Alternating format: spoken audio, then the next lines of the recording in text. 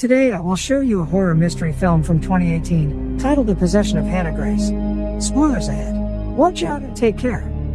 Inside an abandoned church, a girl is restrained on a bed. There are 3 men with her there, 2 are priests, 1 is her father. The older priest is performing an exorcism on the girl, Hannah. He comes closer to see if she's still breathing and she awakens, the demon controlling her body. The other priest sprays her with holy water, as the older one continues with the exorcism. The girl convulses and her father comes closer begging her to fight. The demon pretends it's the girl for a moment, changing its eyes to her eye color, but laughs as it tricks the father. It takes control of the older priest as well and flings him across the room, killing him. Then, it starts suffocating the younger priest. Seeing what's happening, the father takes a pillow and kills the girl, which releases the other priest from the hold of the demon. The girl's fingers move. 3 months later, Megan walks into a hospital for a job interview and is immediately joined by Lisa. They can be seen drinking coffee, as Lisa tells Megan that she will be there to help.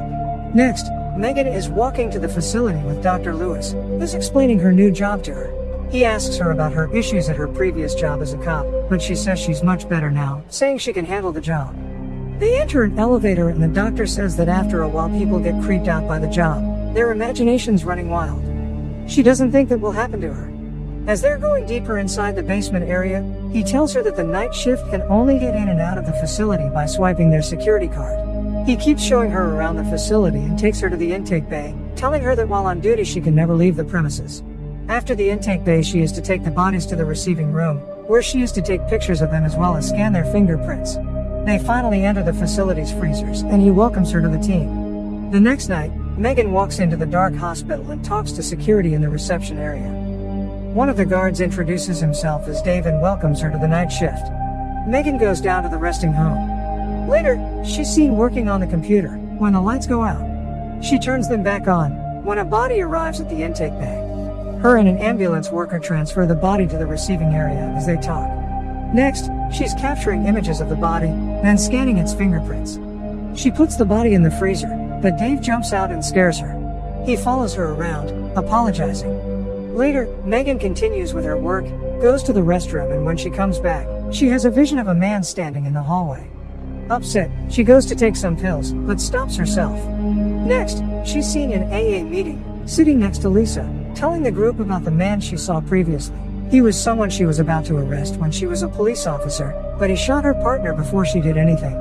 She shares that when she remembers the incident, she wants alcohol and pills. That day, someone wakes her up knocking on her door. It's her cop ex-boyfriend Andrew, who's there to get the rest of his things. She tells him about her new job, but he doesn't think it's the best idea to be spending that much time alone. Megan tells him that it was Lisa's idea, who's her sponsor, and that the night shift worked great for her. The next night, she's at work and the alarm for the intake bay comes on. Megan goes to check but there's no one there at first. Suddenly a homeless guy jumps out at her asking her to let him in. She doesn't do it and calls security to inform them about the man, when an actual body is ready at the intake bay. The ambulance driver, Randy, asks her to come out and help him with the body, because he can't move it alone. She reluctantly steps out, knowing that's against regulations. As they're moving the body, the homeless man walks inside the facility and takes the elevator, but Megan doesn't see him. Randy is much chattier than the previous driver and starts telling her about the body, as they're transferring it. The body was found in an ally and the perpetrator escaped, with no clue of who he is. The body is Hannah. Randy keeps talking about it, saying whoever killed her also tried to burn her body. Megan escorts him out. The lights on the other end of the hallway come on, as she walks inside to process the body. The first image she tries to capture fails. She tries again with no result. Megan moves the camera and tries to take another photo when she hurts herself. She decides to move on to the fingerprints. She takes them and starts scanning them in, when the computer fails too. Not sure of what to do, Megan places Hannah's body in the freezer, but as she's pushing it inside, one of the tables starts shaking and a few vials fall down, shattering. She goes to pick them up and cuts her hand. Returning to push the body fully inside the freezer, a drop of her blood falls on it. Still in the freezer room, she dresses her wound and suddenly the freezer door opens. She checks and closes it. Next, she goes to her computer and uses Andrew's password to check on Hannah's case. She prints out her file and goes to check on the body again. The eye color in the file isn't the same one as the body. All of a sudden one fly appears on the body and then a whole swarm of them, frightening Megan. She takes another look, but the flies aren't there anymore. Megan puts Hannah back inside and returns to her computer. Suddenly, she hears a noise and she goes to investigate, only to find out that the body is gone. She takes a step outside and sees someone dragging the corpse away, so she follows. Suddenly, the homeless man attacks her, but she fights him off, and when she goes to grab his knife, he's gone. Leaving the body in the hallway, she calls security and tells them to call the police. Megan runs back to the hallway, but the body isn't there. She walks into the burning room and finds the man getting ready to burn the body, so she tries reasoning with him. Suddenly, security runs in and tackles him, but as they're taking him away, it's clear that it's Hannah's father. He tells Megan to destroy the body, saying that she's not dead. Later, he's arrested and Megan is putting away the body when she hears something strange. She closes the freezer, regardless, and walks away, but the doors open again. Megan is nervous to walk back, though she still takes the body out and opens the bag. Suddenly, her phone rings.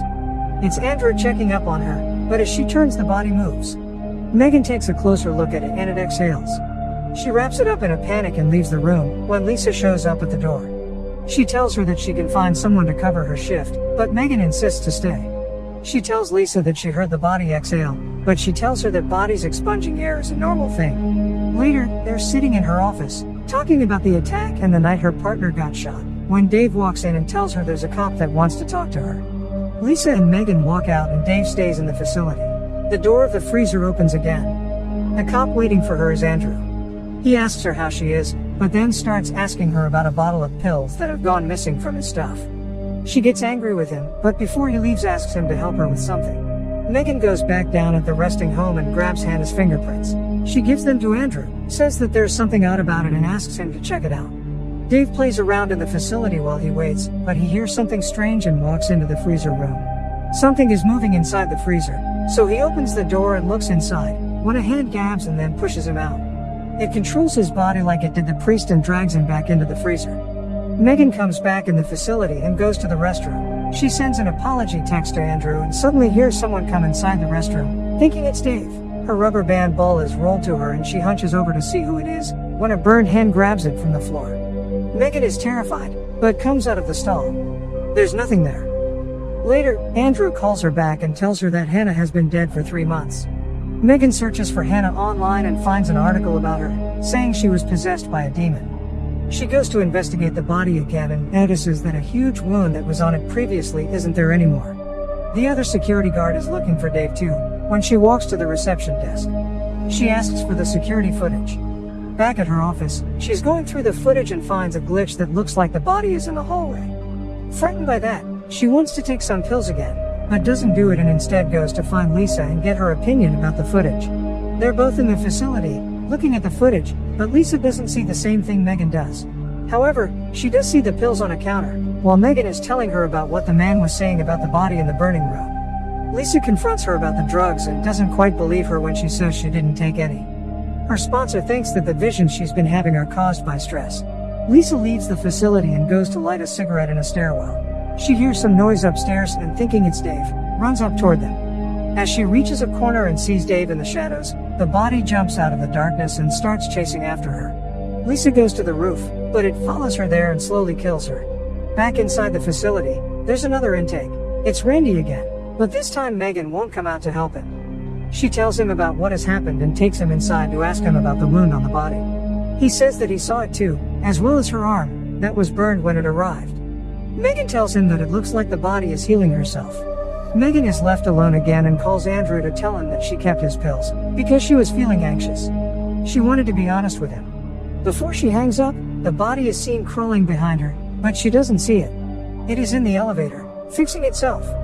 Randy is driving out of the hospital parking, when he suddenly hits something. He goes out to check what it was, but his phone rings and as he answers, he hears a strange noise behind him. He investigates what it was and looks through the back of the ambulance. The body is crawling behind him. He turns around and it's there. He runs, but it pins him between two ambulances and is coming to get him too. It crawls up to him and kills him.